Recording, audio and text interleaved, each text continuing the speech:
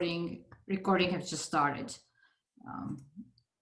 We're also going to be live on YouTube, so you could watch that later if you're interested or if you want to share it with somebody else.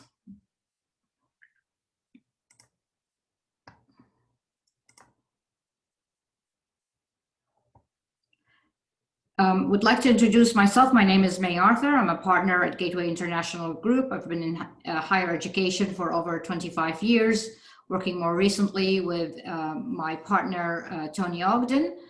Tony, if you would like to say something about yourself and maybe Gateway International Group. Great. Good afternoon, good evening, wherever you may be. I'm Tony Ogden. I get to work alongside May every day with the Gateway Leadership Institute and about a team of about 30 other folks who are affiliates of Gateway International Group. This is a relatively new organization. We're growing very quickly. We have wonderful colleagues and great support. And so we're really glad to have you joining us today. As May said, this is the first webinar for Gateway International Group and certainly the first webinar for our inaugural Gateway Leadership Institute. Again, my name is Tony Ogden. I have been in international education most of my career, almost 30 years now, having worked mostly in the public higher education sector, most recently at the University of Wyoming, where I served as the SIO, or the Senior International Officer. We have a great hour planned for you today. Again, as May said, this is the first of webinar of 3 that will be scheduled this fall. You'll be hearing more information about that as we go forward into the fall months here. I would like to point out that the Gateway Leadership Institution would not be possible without the most generous support of our sponsors. I'm very pleased to share that they are a study group, a worldwide organization working very concertedly here in the United States to support international student learning and development here in the United States. Also, IntelliPeer, probably an organization many of you are not familiar with, an organization that really has launched some very innovative communication technology to support in how we work and engage with our students, whether they're here in this country or elsewhere. GEOBA, an education abroad organization based in Czech Republic, and SIPA Foundation, a similar education abroad organization that I've known for many years based in Germany and in France. And then EduAlamo, a very new organization to me, but of course it's brought to us by Rosa Almoguera, our sponsor and our facilitator for today. You'll hear a lot more about from Rosa here in just a moment. And Open World Solutions, an organization sponsored by Mark Lazar, based out of New York. We're again, very grateful to have our sponsors to make this institute, as well as today's webinar, free of charge. Let me take a second now to introduce the facilitators of the Gateway Leadership Institute, as well as the facilitators for today's webinar. They are Dr. George Kasenga, from the sitting Senior International Officer at Purdue University Northwest. I've gotten to know George in recent years and know him to be such an inspiring leader with deep levels of expertise in all facets of international education, in particular international student recruitment and admissions. Terrific guy and a great hiker. And then also Dr. Rosa Almoguera from EduAlamo, someone I've gotten to know in professional and personal context, someone who's very well known and respected here in the United States and in Spain, where she's coming to us today from. And she's proprietor of EduAlamo, as I said. Great to have you both, George and Rosa, as facilitators of the Gateway Leadership Institute. We're so grateful to you. And with that, let me ask you to introduce today's speakers of our webinar. Well, thank you for that warm introduction and making the Institute possible. Just before Rosa introduces our speakers today, I want to just remind everybody to please use the chat feature, the chat box feature that is part of Zoom. I will be monitoring the questions that you have, and if I see repeats, I'm going to be putting them together so that towards the end of the session, we can ask our presenters the questions that you have. So I'm going to be facilitating that through the chat box. Also, please watch for future cohorts of the Institute. The way the Institute is structured, there are 3 modules as Tony outlined, but already today we met for a half hour with the Institute members, and we're going to be doing a workshop with them tomorrow, followed by individual coaching. So we're excited to have most of you here today as part of the webinar, but if you like what you see, there are going to be future cohorts of the Institute, so please watch for those coming out of Gateway International. So Rosa, if I could hand it over to you for those introductions.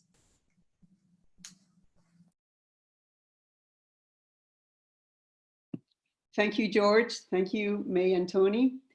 I'm very honored to be presenting today our webinar speakers, who are Dr.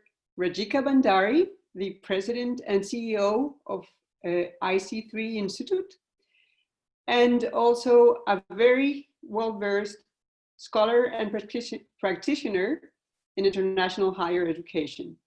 Dr. Bhandari has been doing educational research in monitoring and evaluation in her long experience through institutions like, sorry, I forgot the name right now, sorry. But Dr. IIE. IIE, that's correct. Thank you, Tia. And Dr. Rai Chaudhuri, who just helped me right now, is the Vice Provost for Internationalization at the University of Denver. He's also an architect, as you can see. So he's a very Renaissance man, a man of the Renaissance, who combines entrepreneurial, academic, and organizational strategies. His work promotes global citizenship, and this, which I really like that he says, he argues the case of dignity for life by nurturing love and respect for the peoples and environment of this world. So thank you again, Drs. Bhandari and Rai-Chaudhuri, and with this, I hand it over to you. Thank you, Rosa, and thank you, George, Tony, and I'd like to begin first by, expressing my gratitude for this opportunity. So good morning, where I am in Denver, or good afternoon or evening from wherever you're joining us, and welcome. We are in a crazy world right now, right? International education today and everything else too is beyond a pivotal point in an era of uncertainty, compounded by a pandemic that is raging unabated across the globe. As our frames of reference and modalities are torn apart, it is also time for deep reflection and introspection about the future. As the saying goes, never let a good crisis go to waste. So how do we go about this journey, and how do we build a strategic vision for the next or even the current generation in today's world, especially for our international education community? So we will explore some of these ideas today, and with reference to the role of data and design thinking to shape our understanding. We will begin by defining some concepts, but hope that in the Q&A, you'll be able to ask us questions on where we can share examples of application of these conceptual models. The presentation structure is interweaved between Rajika and me, and we will both address this concept in the subsequent slides, and we will weave in and out of the presentation as we tell a story of re-envisioning where we are, where we can go, and most importantly, how. In my mind, it all begins with data, data, and more data. Obviously, a generous sprinkling of design thinking on it. So let's get beginning with this and bake this recipe. So there are countless ways and definitions out there on how to navigate this topic of strategy. From my experience in the field, the ones that have been most impactful fall in about 4 buckets that I've outlined here, which you see on the slide. So visioning, you first need an idea, and then how do you chart the course? So the idea, the game plan, the process, and the venture needs to be effective in its promised deliverables. So ask yourself, where do you lie? Are you creating a vision for yourself, for your unit, for the bigger organization? And then you proceed accordingly with the right tools. Therefore, these need to be really grounded in both basic ethical, but also operational principles, along with the most rudimentary foundational elements that need to be leveraged, which is go back and look at your vision, mission, and the core values that will help you guide the course. And additionally, we need to measure success or challenges as they are presented. And so for that, you need to have an understanding of both the path that has elapsed and how do you go to the path forward. So you really need an action priority matrix here to decide between what is urgent, what is not urgent, what is important, what is not important.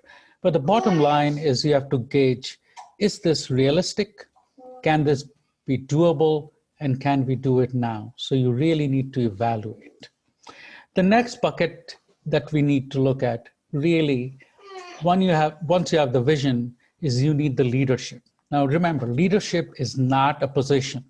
It is a journey whereby you grow in your skill set, in your confidence. Leadership is about developing people and helping them reach their full potential, and you do so yourself also in that process. So comprehensive leadership really begins with a well-coordinated team. It is a team game. To be successful, it will require their full commitment, along with trust and motivation to navigate the challenges. And it has to be the team that is both varied and diverse in its outlook and composition, because we are really banking on the expanse of thought and ideas to navigate this. So diversity and inclusion are really key in this aspect.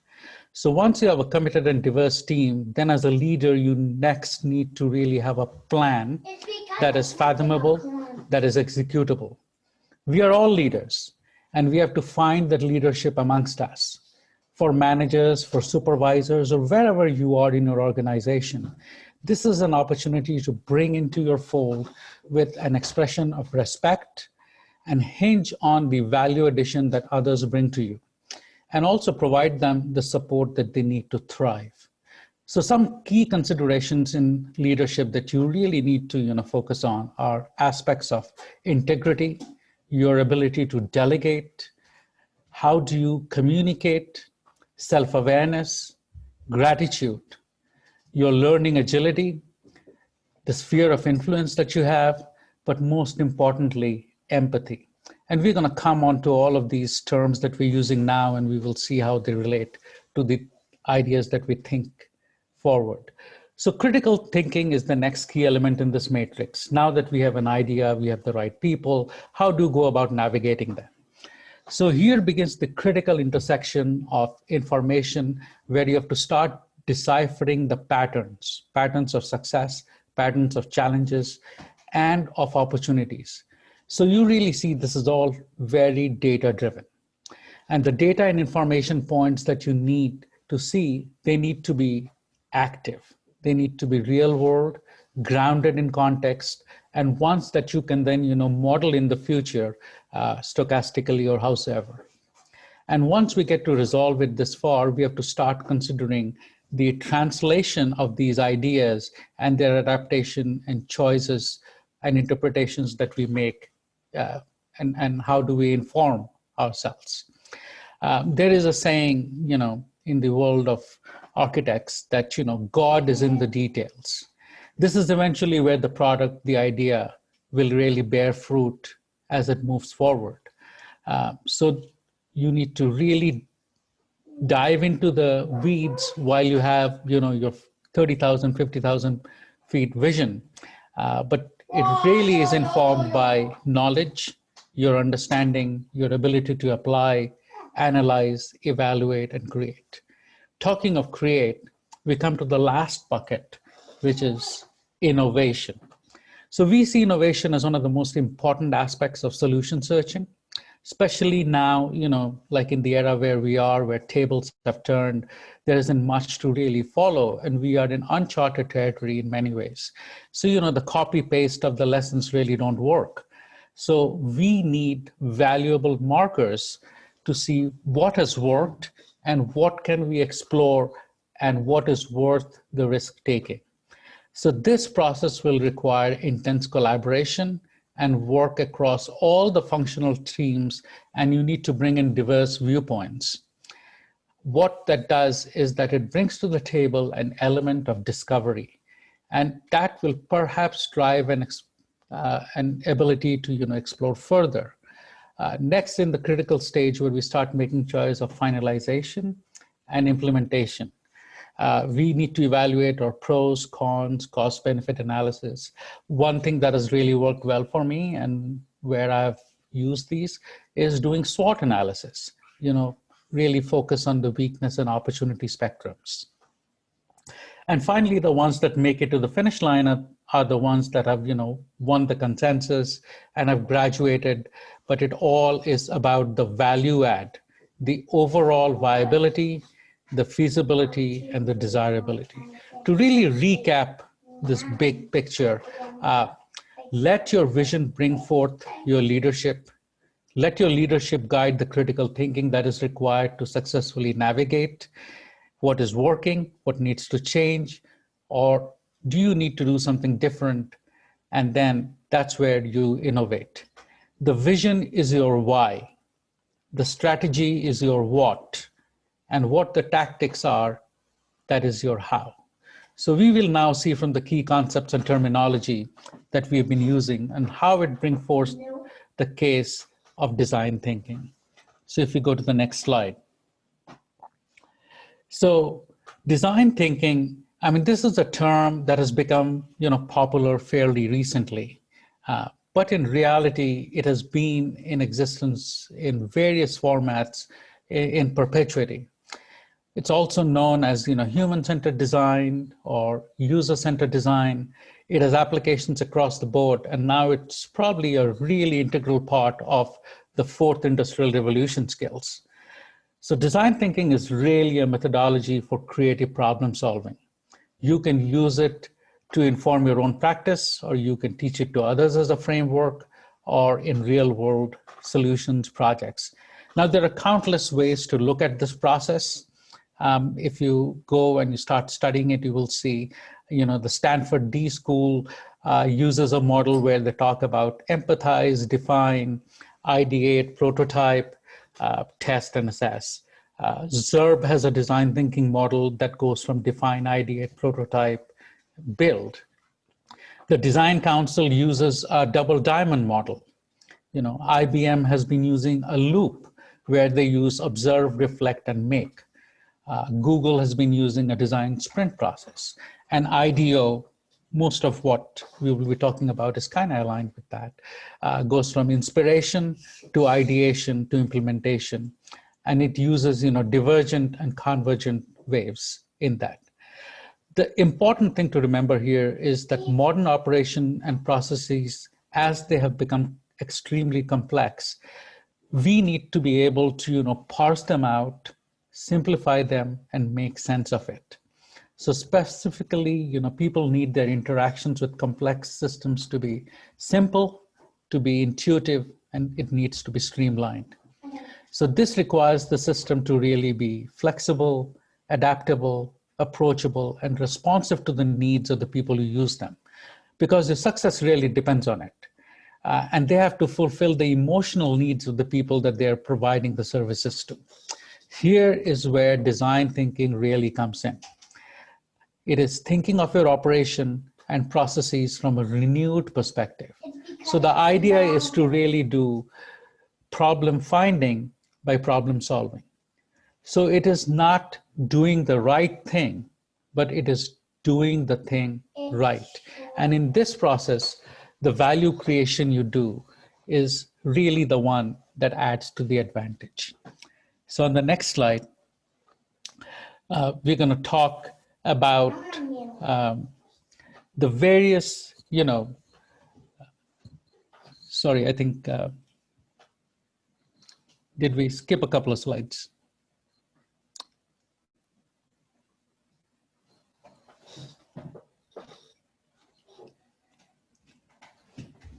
Sorry, one sec.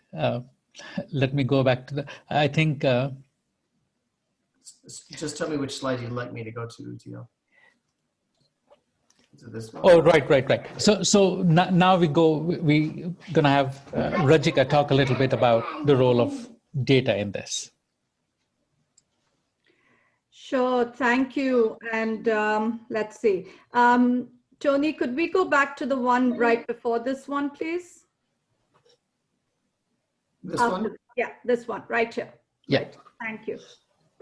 Great, thank you for that, Uthio, and thanks to everyone who's been so instrumental in organizing this. And, I want to echo Uthio's opening thought that we are living in a time of such uncertainty that while the idea of precision and predictability might seem difficult, there's actually an even greater need to be able to rely on what we can see and what we can measure. So we're presenting some very big concepts today, but I'm going to talk about why data is essential to these and to these ideas. And anytime in thinking sort of about the value of data, I always like to begin with a very famous quote by Edwards Deming, the famous statistician, author, professor.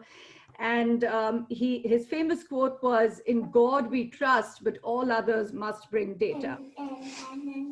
The data is, why is data important in what we're talking today and around the role of strategy and strategic planning? Without data and evidence, it's easy to believe what we would like to about our efforts, or to imagine patterns and trends that might not actually exist. But data keeps the strategy and planning process grounded in an objective reality, and is one might almost consider to be the glue that holds everything together. So what are some ways in which we might leverage data during the strategic visioning and planning process, and in the steps that Uthio just laid out? So I'm going to share about 6 ideas with you. So the first is leveraging data for assessment, which is really about knowing whether at its most fundamental form, an intervention or program is accomplishing its learning goals. And this can often follow the before and after model that we're quite familiar with, or could be an assessment of an individual's knowledge, skills, and abilities, or their learnings. The second is that data is also needed for planning purposes. If you're developing a strategy around international recruitment, data is going to be fundamental to planning who and where you should focus your efforts. The third area is forecasting. What will the future landscape look like, and how does your strategy need to adjust accordingly? We're living in a time where so much is changing and in flux, yet information and data is now beginning to emerge that can be leveraged for making some reasonable assumptions about the future. A fourth area is accountability. Now this is a big one, and it's becoming increasingly important. Most of us have to demonstrate our progress or the progress of our programs to other stakeholders, whether it's our funders, university organizational leadership, and ultimately our beneficiaries. And data is critical for demonstrating that we are meeting our mandate and our responsibilities, and hopefully doing so successfully. So it is also a really powerful tool for building trust and securing and securing further investments. The fifth area I want to talk about is continuous improvement, and you'll hear about the idea of iteration and continuous improvement later on in our conversation as well. But the value of data is not only to be accountable and to respond to external pressures, but it's equally important to assess progress internally so that you can be a learning organization and engage in continuous improvement. And this can only happen when data is available to tell you what is working and what is not. And then the last piece I want to emphasize is change management. We find ourselves again, now I think this is a theme we are repeating often in this conversation, but it goes without saying that we are finding ourselves in a very unpredictable moment in time where everything around us is changing. Yet data, especially data acquired through rapid snapshots and other approaches, can help bring some order to the change and to manage it better. Tony, could we move to the next one, please? So I'm going to talk about three very broad types of data. Outputs, outcomes, and impact. And it's important to draw this distinction because these three concepts often get used interchangeably and quite often inaccurately. Quite simply, outputs are immediate measurements that can be gathered or that in the context of international education programs might even be called participant data. How many enrolled, how many participated, which countries were involved in the program. So output measures are simply telling us about what we are doing, but not necessarily how well we are doing it. The second type of sort of broad category of data that we might look at are outcome measures or indicators, which is where we begin to focus on, as the term implies, some of the outcomes or effects of our programs. So this is where you might be able to measure short-term change through a pre and post survey and ask questions such as, did a particular program alter the intercultural or global mindset of students, or measure a change in the KSAs or the knowledge, skills, and aptitudes. Then we get to impact, which is the holy grail of data and measurement because it answers that really important question of so what? In other words, why does your program matter in the long term and is it really having an impact? Now again, I want to emphasize that impact is a word that can be used quite loosely. But looking at outcomes over a 3-month period or a 6-month period is not impact, especially when working with younger student populations that many of us work with. True impact means gathering data to study the change that's going to take place over time. And I will say, as someone who's spent a lot of time in this space, that this is indeed the greatest challenge in international education, and this is for 2 reasons. The first is the great difficulty of following program participants over time, where they move on from a study abroad experience, but to really know, did that experience have an impact when they became employees in the workforce? You have to follow those program participants over time. The second is the issue of attribution. And what I mean by this is that if we take an example, and I'm going to use the example of, for example, the example of the Gilman scholarship program by the State Department for underserved students in study abroad. If we are tracking these students over time to see what impact Gilman had, can we confidently say that any positive impacts that we see are solely attributable to Gilman or to the many other things that happened in the student's life along the way? And the reason for this challenge is that in our field, it is very difficult to conduct controlled studies or experiments where you would have a true control group versus the group that's participating in the program. But I do want to note that good longitudinal studies like these do exist. And 2 in the study abroad field are the Glossary study and the SAGE study, both of which focused on the longer term impacts of study abroad. So with that, I'm going to turn it back over to Uthio. I think your slides are up next. Thanks, Rajika. So we spoke a little bit about the various aspects here. So I'm going to move to the next slide to really start thinking about the key design thinking aspects as we go through it. So Tony, if you don't mind advancing one more. So we're going to really look at a 5-stage process here as I was sharing the various, stage processes, that various formats and frameworks for design thinking that folks use. What is really important to understand here that this is a mindset, and our goal is really to develop a design thinking mindset. So it is a solution-based approach to solving problems. So the most important aspect here is to understand it is human-centered, creative problem-solving mindset. So the focus is really on providing solutions to human need.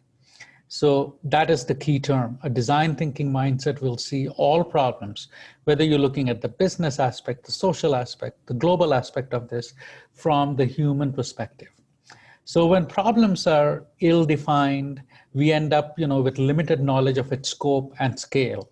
So as a result, we will come up with, mostly inadequate solutions, or solutions that are getting challenged now as we see in the pandemic. And that is when we need to redefine them, re-ideate on them, and, create new prototypes. So this is not like a stopgap measure. So design thinking, it requires us to really question how we have always solved problems, but, find a new approach to that problem-solving process. So it will go beyond what is initially apparent, and then use multiple strategies that you may not have considered to define it, and then redefine this. So that will help you ideate, and then you get to prototype. So you prototype, and then you test it on the real users. But always remember that, design thinking allows room for failure. It recognizes that it is rare to get things right, first time around. So let's move to the next slide, and I will expand on these various definitions here. So the first one is empathize. So this is really for you to learn about the audience, to observe. You can do interviews, you can listen to people, focus groups, ask questions. And that helps you really go to the next one, which is define. So define your scope. Look for the patterns, look for the insights, and then you question your assumptions here. And that will help you frame your point of view. In the third stage, which is the ideate aspect of it, you will come up with numerous solutions. You should experiment, co-create it with your team members, brainstorm, and then select what seems appropriate. And these processes, again, are not linear. It can go back and forth. The next is, prototype, where you start exploring the various versions here. So think big, but you have to act small. You may fail fast, but that's all good. Gather feedback, learn from the users, and then refine again. And the last stage is testing. How do you go about testing it? So, you do your surveys, you evaluate, you gather from the learnings, and then you reiterate, and then you scale it to move up to the next stage. Now, in our world, in international education, you can apply it to all kinds of thinking. It can be your individual aspects that you're looking at, and where you're empathizing with the audience would be you really reflecting on things that you would know. It could be large scale. Say you're going with a new advising module, or you're now changing because of the pandemic. How do we go and tell students about new opportunities? So empathizing here would really mean go back to the students, go back to your faculty, go back to your deans, ask what they're doing. How do you redefine it? What are the ideas that you will create out of this? Who really comes up to the mark, and who you can work with? You prototype those, test those, and then launch those programs. So if we go to the next one, I'm going to turn it to Rajika to talk a little bit about the overview on this.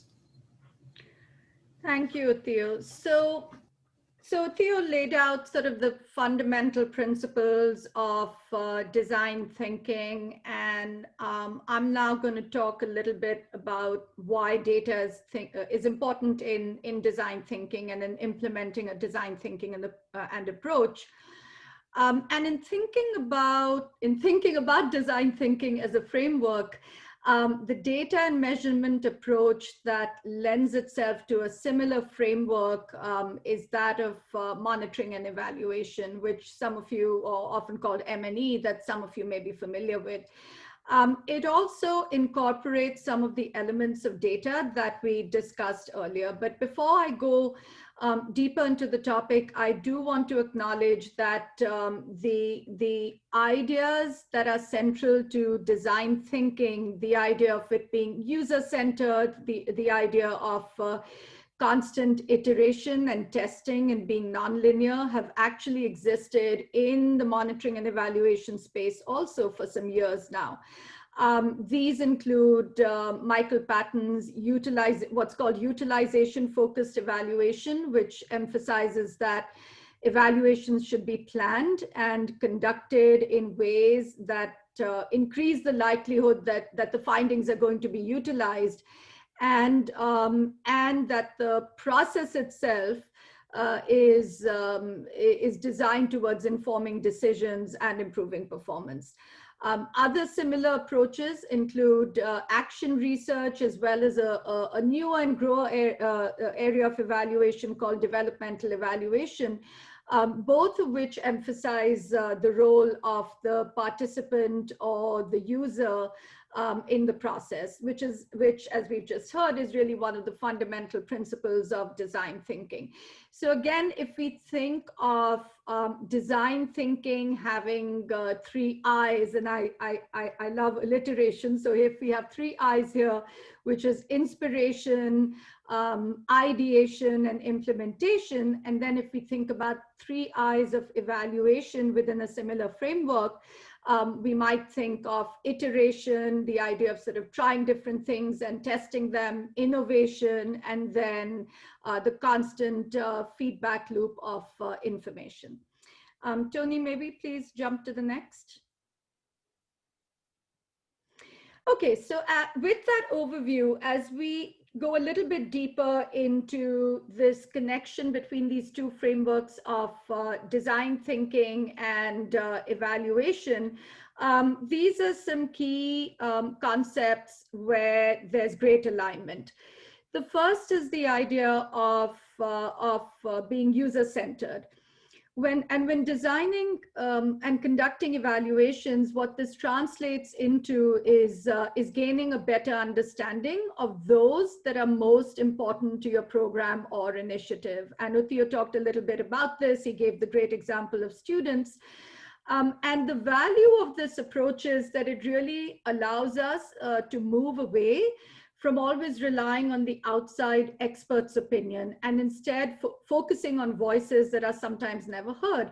As a researcher in international education, I've found it to be true how often we will conduct research on the phenomenon, but often never account for the voices or the voices of students within that phenomenon. It also enables an understanding of collective knowledge and wisdom. And if we sort of look at the user-centered approach and we think about who those users are that we would want to focus on and who might be critical, it could include your stakeholders. It could include the participants. We both used examples of students. It could include your beneficiaries. Now, the reason I list beneficiaries and participants separately is that sometimes the beneficiaries of your program are not necessarily going to be your participants. And here I'll use an example from the work that we do in the IC3 Institute, where our participants are high school teachers, but our beneficiaries are the students that those teachers are going to go back to the classroom and share their knowledge with. And then being user-centered also enables us to be culturally responsive, because as I mentioned, we are listening to all of those different perspectives and voices. The second area is around latent needs.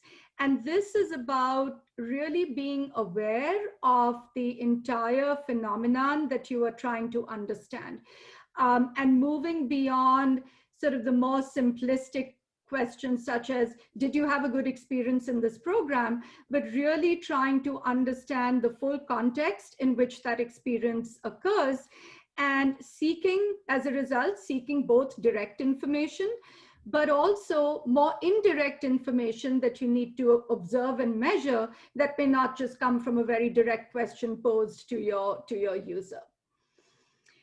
The third area is that of rapid prototyping that Uthio also talked about. And this means having a flexible evaluation design that encourages rapid feedback and an iterative process that can encourage collaboration. And if we think about where we are currently with the pandemic, it's really offering us both the necessity and the opportunity to experiment with different solutions and interventions, and to gather data on each of those iterations, because things are changing so fast and are so fluid. But within rapid prototyping, also thinking about what is your reporting plan, that if you're going to test and retest, and have that frequent cycle of reporting out information, how are you exactly going to share that information? So this means moving away perhaps from a single annual report that's going to share those findings, to thinking about, if you're going to be testing your ideas frequently, what are those quick updates that you're going to be giving your users, coming back to sort of that cycle of who are your users, who are the stakeholders, and what should your reporting plan then look like?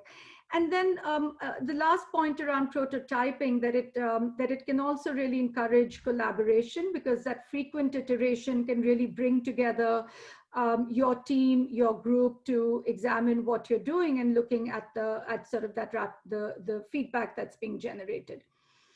The last piece here that I want to talk about is sort of a key concept that we see both in design thinking and evaluation frameworks, is the idea of non-linearity. On looking at that, you saw the 5 steps that Uthio laid out, but really looking at the phenomenon that you are studying or assessing in an iterative way, constant assessment that allows for improving processes going forward, instead of, again, waiting for that sort of very linear process of A leads to B, B leads to C, and then waiting for an annual cycle to complete, which then doesn't allow for the quick adjustments or changes that you might need to make. And then again, adopting a nonlinear approach really allows for planning as well as problem solving. Maybe move on to the next one, please. So what are some methods that we can look to? And I'm going to describe these very briefly. These are a little bit different from those broad areas that I laid out earlier of outcomes and versus impacts, which were more about the timing of data collection. And this is more about the specific methods or tools that can be used in a design thinking inspired evaluation framework.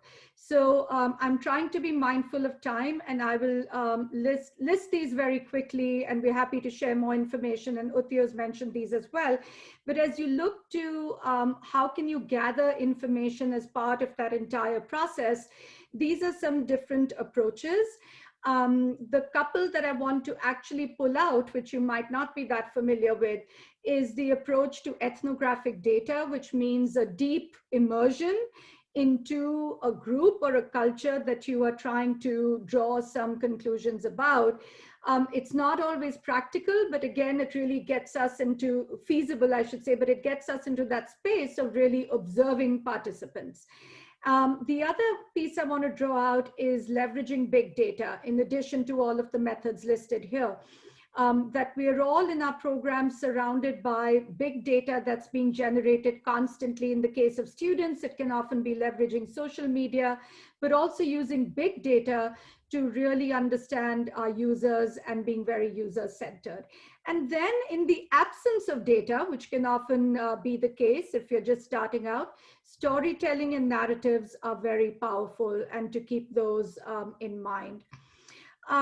Tony, if we could move to the next, I'm going to actually go through this very quickly. And this may actually be a good approach for George and Rosa to sort of dig a bit deeper in the workshop. But one of the other frameworks I want to introduce that pulls together some of these ideas is something called a theory of change. And I'll simply introduce it without going into a lot of details. It's sometimes also called a logic model, but it's it offers a very intentional way to think about our work and our programs and how change occurs. And IDEO, the organization where the concept of design thinking originated, also embraces the framework of a theory of change to engage a team to find the best solution. And the approach really allows for developing a shared understanding of goals, what the pathways are through which these goals will be achieved, and also where to circle back within the process when things aren't quite going as planned and require revision and experimentation. And quite simply, it allows you to very clearly understand how every action that you take in your program is going to lead to the ultimate intended impact. Tony, if we may go to the next, please. Here, I'll just leave you with an example. I'm not going to go into this. This is actually the theory of change for the IC3 Institute, which very clearly maps out what are our assumptions about why intensive career and college counseling as early as high school is going to help solve the global skills gap. I'm not going to go into this. There's a lot here, but I encourage you to go to our website and look at it. It's right up there on our website, and it pulls together a lot of the concepts that I've described today. So with that, I believe we have one more slide left. Yes, Theo, I'll turn it back to you. No, we have a couple left, but I'll turn it back over to you, and we'll see how we do on time.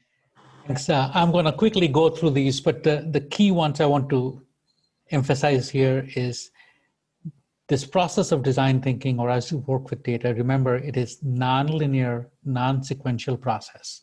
Each stage can be conducted in any order, parallel or even concurrently. So don't settle on the obvious conventional solutions. Look at the feasibility, desirability, viability of them, and really need to focus on how the real users think and behave. How are things shifting right now? What is it as a result of the pandemic that your new goals are? So adapt to them. So let's go to the next one. Next slide. So the key things here in the process is that you really need to have a bias towards action. So, doing this on paper is great, but unless you really try it out, it's not going to work. And that will require you to collaborate with folks and continue to focus on the human values. Focus on your constituents. What do they want? What is available to you? And be mindful of the process, prototype towards a solution. Importantly, show, just don't tell, okay? So you need to really get it out in practice and do it, take the risk. If we go to the next one. So really tying this all back up, I'll turn it briefly to Ruchika to talk on the data, and then I'll go on the next three, and then we'll wrap it up.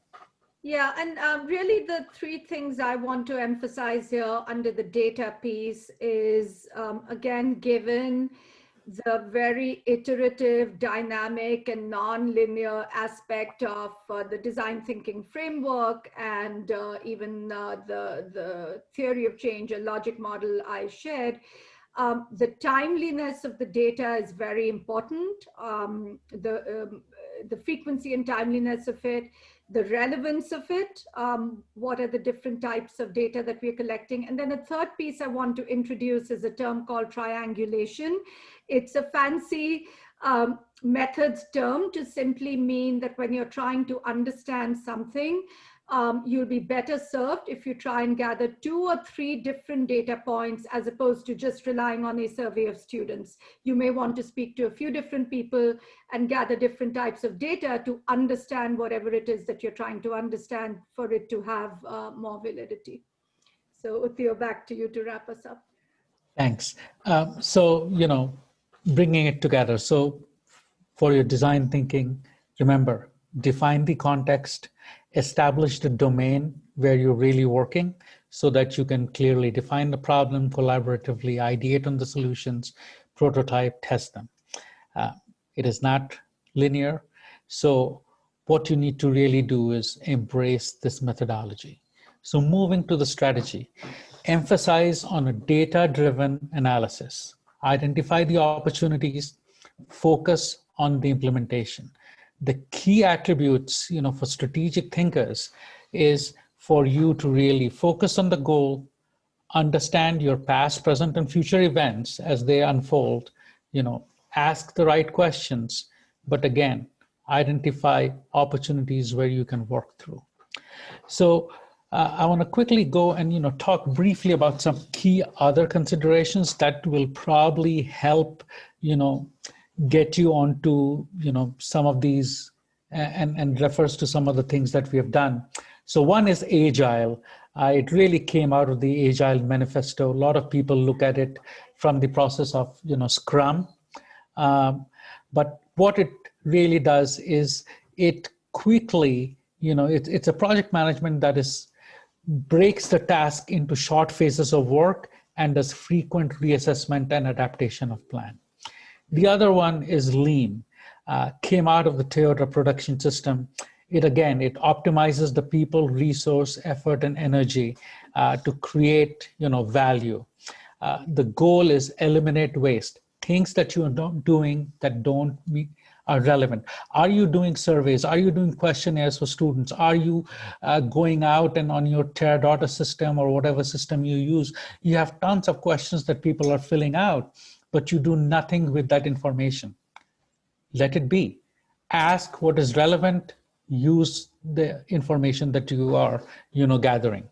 And the last one is really Kaizen, which is some things we talked about, continuous improvement. It comes from the Japanese word kai, meaning change, and zen, which is good.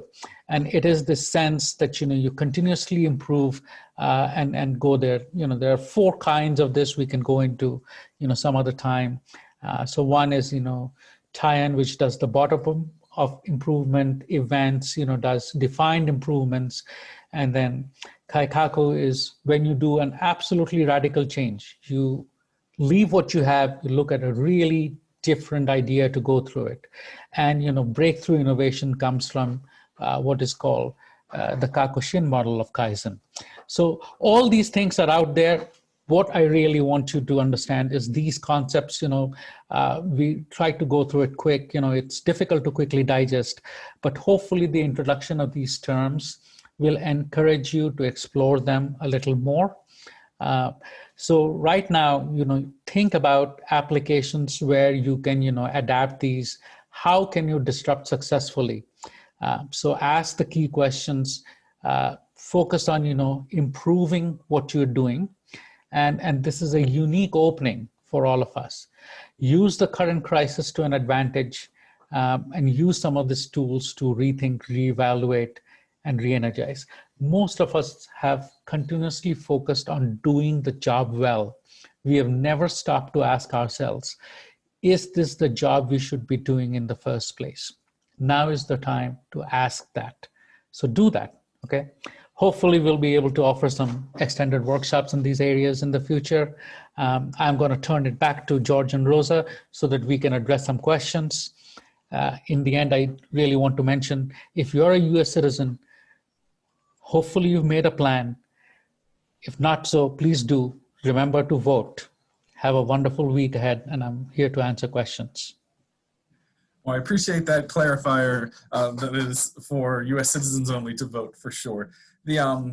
Okay, thank you, Rajika and Uthio, for a rich presentation on an important topic that does have application in a lot of areas. The chat box had a lot of interesting perceptions and interpretations being discussed We had a few questions in the Q&A. The Q&A feature, which allowed for both live or in written responses. Do we have any additional questions from any of our participants today that you'd like to have addressed live while we're still within the webinar? Because we are mindful of everybody's time and will wrap up on the hour. So I see the chat box going. Okay, chat box is appreciating those comments. The questions, everybody should have access to the Q&A feature. The first question that had been asked is if some of the longitudinal studies could be shared, and Rajika will be able to provide that information, and we'll get that out as part of our thank you to today's webinar. The other question was to elaborate about how big data is used in international ed, and then ethical implications. And again, those answers are already there for everybody to read. Are there any other questions in our remaining minute or two? Or any comments from any of our George, this is Tony. I wonder if maybe I can make a comment question. Rajika Ujjal, thank you so much for your presentation. Just terrific as I expected. And I tell you though, it's intimidating as I expected as well. These are big concepts and it is intimidating really. I'm reminded back to the 1990s when we were asked to quickly add summer and short-term programming to our education abroad portfolios and how we so quickly tried to scurry around and just add programs. And that's what we did. We just sort of condensed semester programs into shorter programs of 6 weeks or 8 weeks or so. And then we realized, of course, that wasn't really working, that we really needed to go back and with intentionality and really design programs that would make sense with the outcomes in mind, or the impact, to quote Rajika, in mind with regard to these short-term programs and what is realistically able to achieve. Now, here we are today, and so many organizations and institutions are trying to pivot as quickly as we can. And it reminds me of this phrase that you can put lipstick on a pig, but it's still a pig. In other words, I feel like we are just quickly throwing things online without stepping back and doing some of this intentional design thinking. I wonder though, in spite of, we're trying to go as fast as we can, how do we stop to do that while we're trying to keep our momentum? So what I would really say is, there is always momentum. We find ourselves and get ourselves busy, but there is never a better time than now when, say, if you look at mobility, not a whole lot is happening, but we are spending our energy, spinning our wheels to try and think, okay, we got to get someone out, get the students out, or we got to bring the international students in. We need something new. Should I do virtual programming? Well, stop. Take the few weeks off to really reassess. At DU, this is what we did. We spent 4 months, the first 2 months of this, we really went, stopped what we were doing after we brought all our students back, is to really think and use this design thinking process. We used first the SWOT analysis to kind of frame the problem. We went out to our constituents, asked our students, asked the faculty, got the leadership and deans on board as to, we need to really rethink this. For many of us, most of the impact has really come in our financial models. If your office has been dependent financially, and suddenly you find that you're getting laid off, right? This is the time, shows the failure of the existing financial models to keep people employed through this kind of, pandemic, and how do you adapt to this? So what is really important is for the organization to go back and see, is this a sustainable model? It cannot always be only driven by the short-term results that is coming back. So how do you go back? Where is the value? I don't think there is an organization, there is a university that will say global is not important. They all put it in their view books. They put it in their mission statements. Well, now is the time to live up to it, okay? If you really care, then show it, don't just say it. And this is the time when leadership should take the initiative to remind others of this, go to the board, go to the trustees, but also come back and give time to your unit so that it has a chance to reframe what they're doing. So I can go on this forever, but I'll stop here.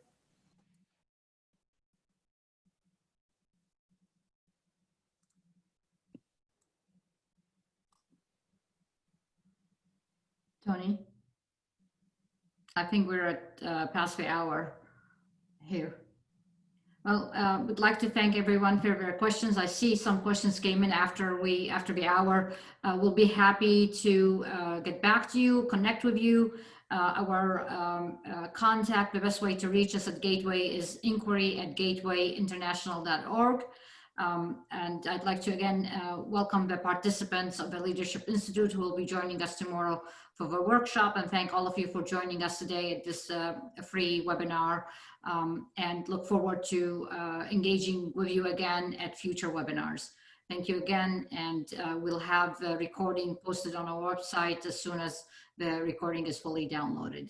Thanks again, and have a wonderful afternoon, and we'll be in touch in the near future. Thanks again. Bye-bye.